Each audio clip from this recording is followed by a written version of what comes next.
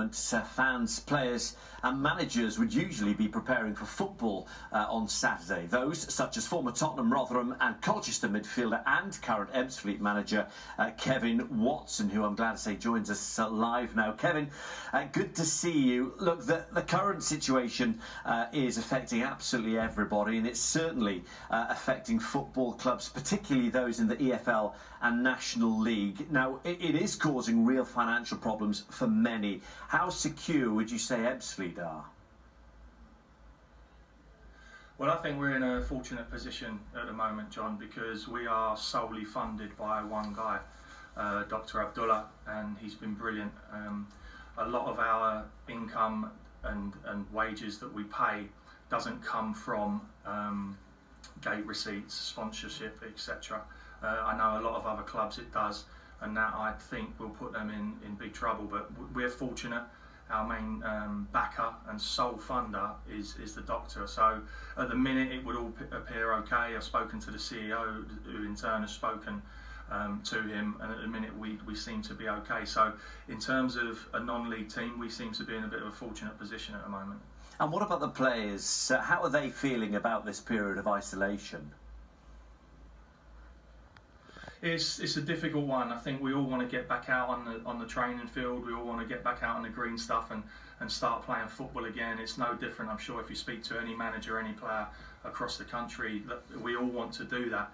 I think what we need to take into consideration at this moment in time, we are in the midst of a pandemic, which, you know, you're talking about people's lives and health here. So football does come second. It's difficult. It's difficult for us. We're not doing our jobs, but many people are not doing their jobs. So yeah, we've just got to ride it out, and hopefully we'll get through it and get back on the grass soon. And what about keeping tabs of your players from a leadership perspective? How are you doing that, and how are you trying to ensure that they keep up those fitness levels? Well, we're not as fortunate, obviously, as teams in the leagues above, and especially the big boys in the Championship and the Premier League. We don't have those riches where we can have GPS, and I'm sure the boys as well, unless they're getting wages that I don't know about, will be fortunate enough to have home gyms, treadmills in their homes, bikes in their homes, etc.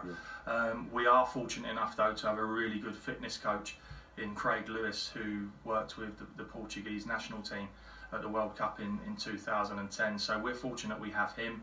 He's constantly putting updates on the boys' WhatsApp groups, programs in which they need to do, running, etc. And we're lucky that we have a really good group of boys that stick to what they need to do. It's happened before when we've not played, when we've had games called off, etc.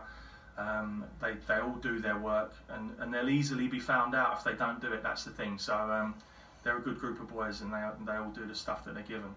And your side were 21st in the table before football was suspended. Now, has that decision to cancel the remainder of the season below the National League level helped you out a bit? And do you sympathise with those in the opposite situation at the top of the table? I absolutely sympathise with other teams that are at the top of their respective divisions. A good friend of mine, Wayne Brown, is at Malden and Tiptree, Step 4. 14 points clear, won 22 games, only lost 2, and seemingly they're going to be kept in the same division. That's a travesty. There are winners, there are losers in this situation, John, and I honestly can't see a situation or a formula where anybody or everybody is going to be satisfied with the outcome. It's, you know, before this all started, the last game we had was at Halifax.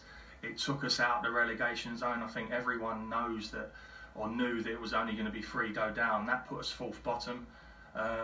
So it was a game we didn't want to play. Every other game in England was called off. I think our last game was one of the only games played in the National League.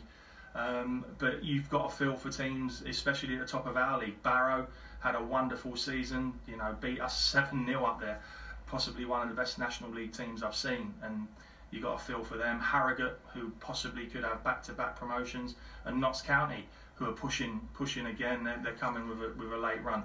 So there only can be winners and losers in this situation. I cannot see a formula or a situation where it's all going to be rectified with everyone being happy about it. No, you're quite right about that. I just wanted to ask you as well about how you're personally coping with this current situation, because we've seen on social media you're doing a video of an isolation 11 made up of household items. Look, how important is it to just try and maintain some positivity with all the worrying news that we're receiving?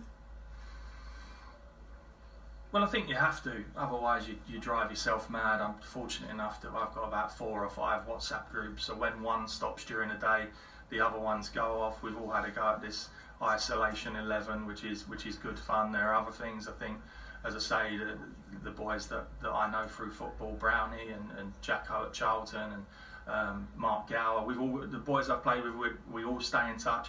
I think the next thing we're going to do is a quiz night, where we'll probably have a couple of beers and stuff. So you've just got to stay positive during it all, and hopefully we'll get through it sooner rather than later. One final question, Kev. We saw there the isolation 11 made up of household items. What's the key player in that 11?